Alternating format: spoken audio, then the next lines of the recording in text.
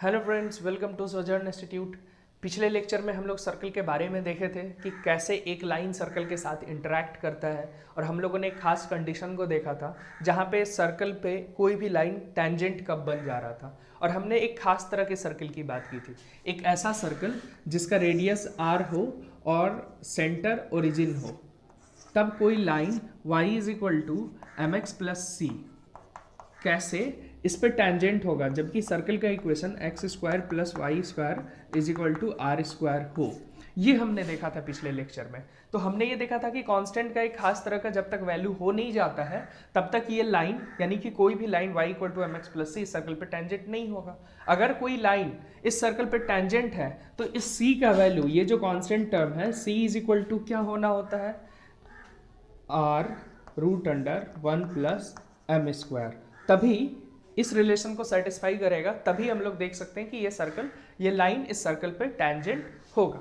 आज हम लोग बात करेंगे कि कोई भी लाइन किसी भी सर्कल पे कब टेंजेंट हो सकता है, मतलब जनरल फॉर्म में। अभी तो हमने पर्टिकुलर सर्कल की बात की ना जिसका सेंटर 0 0 है, लेकिन जिसका सेंटर 0 0 नहीं हो तो उसके बारे में हम लोग कैसे उसको जानेंगे, क्योंकि हमने पर्टिकुलर लाइन को इंटरैक्ट करवाया है सर्कल के साथ। हमने ये देखा था कि सर्कल के इक्वेशन में y is equal to M x plus c को पुट कर दो और x का एक क्वाड्रेटिक इक्वेशन आएगा, और वहाँ से x का दो वैल्यू मिलता, लेकिन दो वैल्यू भी मिल सकता है, एक वैल्यू भी मिल सकता है, और नो सॉल्यूशन भी पॉसिबल है। जब नो सॉल्यूशन होगा यानी कि ये लाइन सर्कल के साथ इंटरैक्ट नहीं कर रहा है। जब डिस्क्रिमिनांट इक्वल टू 0 होगा यानी कि दोनों सिंगल सॉल्यूशन देगा, तब एक पॉइंट पे टच कर रहा है, और दो पॉइंट पे कट करेगा तो डिस्क्रिमिनांट ग्रेटर देन 0। तो डिस्क्रिमिनांट इक्वल टू 0 से हमने ये रिलेशन निकाला c और r के बीच। लेकिन अगर हम बोले कि ठीक है, अब सर्कल, जनरल सर्कल की अगर बात कर लेते हैं, अब ये सर्कल नहीं हो, अब जनरलिटी में बात करनी हो कि कोई सर्कल है जिसका equation A X square, A नहीं, X square plus Y square plus 2gx plus 2fy plus C is equal to 0 हो, और कोई line y is equal to M x plus C dash, मैं ले लेता हूँ क्योंकि यहाँ सी लिया, M x plus C dash कब इस सर्कल पर टेंजेंट है या नहीं, ये अगर हमें पता करना हो तब क्या करेंगे। क्योंकि इस सर्कल का मुझे पता है सेंटर क्या है, सेंटर है -g, -f, है ना। तो टेंजेंट कब होगा ये लाइन कैसे पता करना होगा।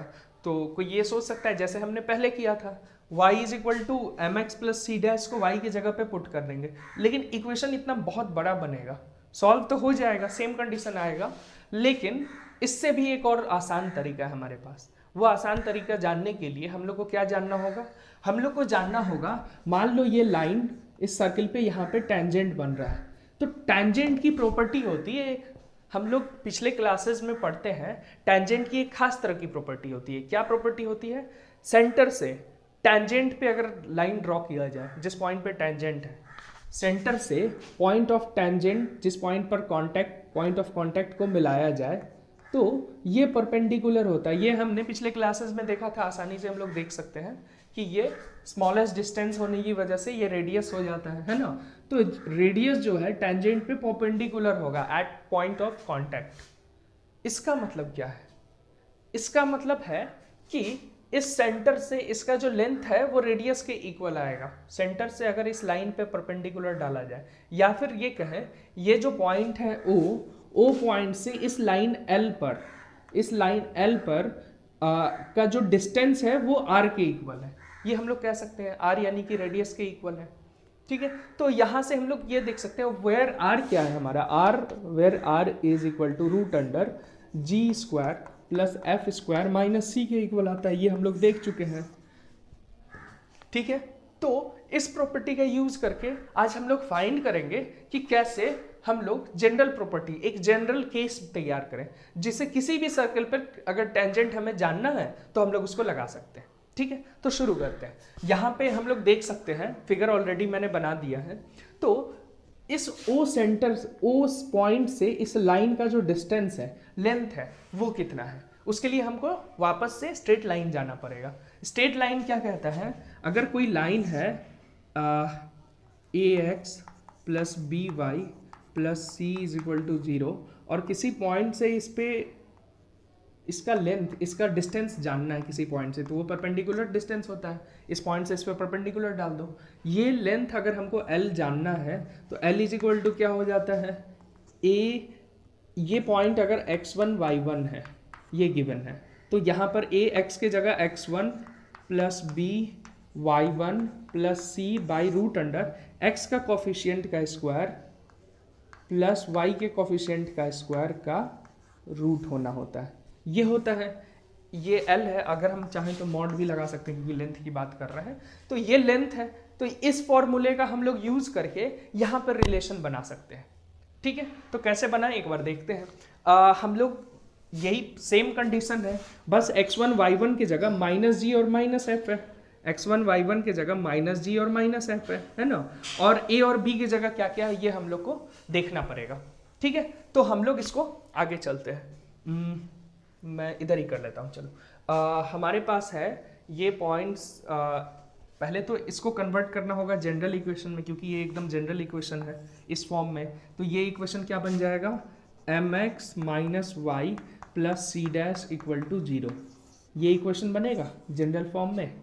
ठीक है, अब इस पॉइंट से इस पे परपेंडिकुलर लेंथ यानी कि r इज इक्वल टू क्या हो जाएगा, r को इसमें पुट करो, r इज इक्वल टू हो जाएगा इस पॉइंट माइनस जी और माइनस एफ से इस लाइन पे परपेंडिकुलर, यानी m x के जगह माइनस जी माइनस y के जगह माइनस एफ यानी प्लस एफ और plus C dash by root under इसका मॉड बाई, हाँ, root under M square 1 plus M square लिख देते हैं, एम स्क्वायर प्लस 1 आ जाएगा, तो 1 प्लस एम स्क्वायर, यही हो जाएगा r का वैल्यू। ठीक है, यहाँ से हम लोग c डैश का वैल्यू निकाल सकते हैं, है ना, c डैश का r के साथ क्या रिलेशन होगा वो निकाल सकते हैं और इसमें पुट कर सकते हैं। यानी ये जो कंडीशन होगा, अब यहाँ से मॉड हमारा आ रहा है, तो कोई कह सकता है मॉड आ रहा है तो दो वैल्यू पॉसिबल है, एक प्लस वाला एक माइनस वाला, दो पॉसिबिलिटी बनती है, बिल्कुल दो पॉसिबिलिटी बनती है। इसका क्या मतलब है, दो वैल्यू अगर हम लोग इसको सॉल्व करके निकालें तो यहाँ से दो पॉसिबिलिटी बनेगी। दो पॉसिबिलिटी का क्या मतलब है, दो पॉसिबिलिटी का मतलब है कि हमारे पास सेम स्लोप का, m तो सेम है ना, सेम स्लोप का एक और लाइन ऐसा पॉसिबल होगा जो इस सर्कल को टच कर रहा होगा। मतलब ये कि इस स्लोप का लाइन इस पॉइंट पे टच कर रहा है, जरूरी नहीं कि यही सेम स्लोप का लाइन यही लाइन हो, एक और लाइन ऐसा पॉसिबल है सर्कल के एकदम ठीक इसके डायमेट्रिकली अपोजिट साइड, जो सर्कल को टच कर रहा होगा, इसका स्लोप सेम होगा, दैट मीन्स दोनों पैरेलल होंगे।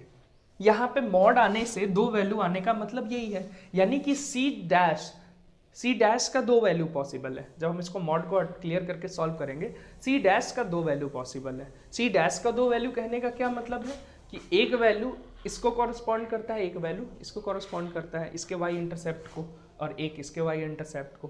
तो यहाँ से हम लोग रिलेशन निकाल सकते हैं। ठीक है, और ये रिलेशन प्रिसाइसली वही रिलेशन है, अगर ये 0-0 हो जाए जो हम लोग लास्ट क्लास में किए थे, अगर ये 0-0 हो जाए तो ये देखो g और f 0-0 हो गया तो सीधे क्या आ जाएगा, अगर g और f दोनों 0-0 हो गया है ना, तो क्या आ जाएगा हमारे पास, r is equal to mod of c dash by, क्योंकि ये दोनों 0 हो गया, root under 1 plus M square.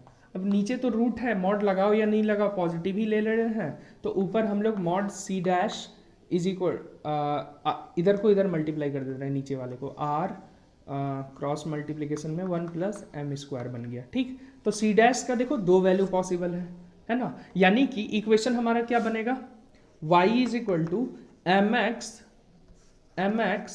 Plus या माइनस, क्योंकि मॉड लगा हुआ है ना, प्लस या माइनस दोनों, r root under 1 plus M square. और यही कंडीशन प्रिसाइसली तो हम लोग का आया था, अगर प्लस आया था तो अब माइनस भी पॉसिबल क्यों है हम लोग समझ रहे हैं, यानी कि दो ऐसे टेंजेंट सेम स्लोप का पॉसिबल है।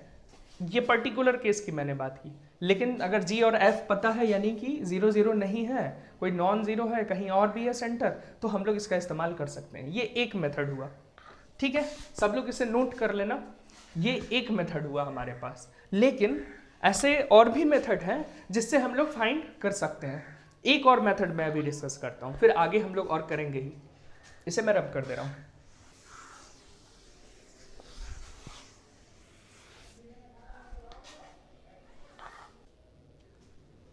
हाँ, तो हमारे पास एक और तरीका है। एक और तरीका क्या है? अगर हम लोग, हमारे पास एक सर्कल का इक्वेशन दिया है, X square plus Y square plus 2gx plus 2fy plus C is equal to 0, ठीक है। और कोई line y is equal to mx plus C dash, इस पर टेंजेंट है या नहीं, या टेंजेंट होने के लिए कौन सा रिलेशन को ये फॉलो करेगा, वो हमें निकालना है। कौन सा कंडीशन होगा जिस कंडीशन में ये टेंजेंट बन जाए, ठीक है। तो एक तरीका ये है कि हम लोगों ने सीधा y को इसमें पुट किया, सॉल्व किया, जो हमने पिछले लेक्चर में देखा था। दूसरा तरीका आज हम लोगों ने जस्ट अभी देखा कि कैसे हम लोग इस लाइन, एक सर्कल के सेंटर से इस पे टेंजेंट डाल दे, इस लेंथ को हम लोग निकाल ले, है ना। ये लेंथ इस पे परपेंडिकुलर होता है। फिर तीसरा तरीका अब ये कहता है ना कि ये शिफ्टिंग ऑफ ग्राफ मेथड, क्योंकि इसका जो सेंटर है -g और -f होगा। अगर यही सेम रेडियस का सर्कल, जो इसका रेडियस है, रेडियस क्या है, √g² प्लस f² माइनस सी, ठीक है। सेम रेडियस का सर्कल की अगर बात करें, बस सेंटर इसका 0 0 पर हो, तो ये आइडेंटिकल सर्कल हो जाएगा। बस इसका जो ओरिजिन है, इसका जो सेंटर है वो ओरिजिन पे होगा, ये यहाँ पे शिफ्ट हो गया है, ठीक। इसका इक्वेशन कुछ ऐसा होगा, x² plus y² is equal to जो भी r का स्क्वायर रेडियस, ठीक। और इस पे टेंजेंट जो होगा, इस पे जो टेंजेंट होगा, इसका इक्वेशन क्या होगा, y is equal to mx plus r√1 plus m², ठीक। ये हम लोग कर सकते हैं। अब क्या है ना, इस पूरे ग्राफ को, इस पूरे लाइन को अगर टेंजेंट होना है, इस पूरे सर्कल को अगर शिफ्ट करके 0 0 से उठा करके -g, -f पे अगर कर दें, यानी कि मान लो ये पॉइंट है -g और -f, तो शिफ्ट कर दिए -g और -f पे, ठीक। तो सर्कल में तो कोई चेंज नहीं आया ना, ये पूरा का पूरा उठ करके शिफ्ट हो गया। और शिफ्टिंग जैसे ही किए तो ये जो इक्वेशन है कुछ इसी फॉर्म में लिखा जा सकता है, x प्लस जी का square plus y plus f का स्क्वायर। x के जगह x प्लस जी, इस इक्वेशन में x के जगह x प्लस जी शिफ्ट हो गया, है ना, यानी -g की तरफ गया, और y के जगह y प्लस f की तरफ शिफ्ट किया, इज इक्वल टू r², क्योंकि रेडियस तो सेम है। इसका मतलब ये है कि ये इसी इक्वेशन को हम इस फॉर्म में कन्वर्ट किए। ये कन्वर्ट करना हम लोग पहले सीख चुके हैं कैसे करना है, ठीक है। अब हमने जैसे ही इस इक्वेशन को इसमें कन्वर्ट किया, अगर इस लाइन पहले इस सर्कल पे टेंजेंट था, तो ये भी शिफ्ट होकर के अभी भी ये टेंजेंट रहेगा। अगर इस लाइन को भी हम शिफ्ट कर दें तो सेम स्लोप का लाइन हो, और इसको हम जस्ट वहां पे शिफ्ट कर दें जितना ये शिफ्ट हुआ है, तो ये टेंजेंट तब भी रहेगा उस सर्कल पे भी। तो अगर ये लाइन का इक्वेशन अगर ये है, तो इसका जो शिफ्ट करना होगा, जितना शिफ्ट उसमें की उतना ही शिफ्ट इसमें करना होगा। तो इसके टेंजेंट का इक्वेशन क्या बन जाएगा, y की जगह पर y प्लस f हो गया, इज इक्वल टू x के जगह पर x प्लस जी हो जाएगा, m x प्लस जी, और प्लस r √1 प्लस m²। यही हो जाएगा इक्वेशन, ठीक है, यही हो जाएगा। और r के जगह जब हम वैल्यू पुट करेंगे g√g² plus f² minus c, है ना, तो वहां पे हम लोग को वही वैल्यू मिलेगा जो हम लोग पिछले उसमें निकाले हैं, लेकिन ये अलग फॉर्म में आया है, क्योंकि अगर उस फॉर्म में लिखना है तो ये हो जाएगा y is equal to mx, है ना, plus mg minus f plus r√1 plus m²। ये जो पूरा कांस्टेंट है मैं इसको एक तरफ कर दिया, ये कांस्टेंट हो जाएगा। इस तरीके से हम लोग देख सकते हैं, r का वैल्यू वहां पे पुट करेंगे तो हमको वही रिलेशन मिलेगा।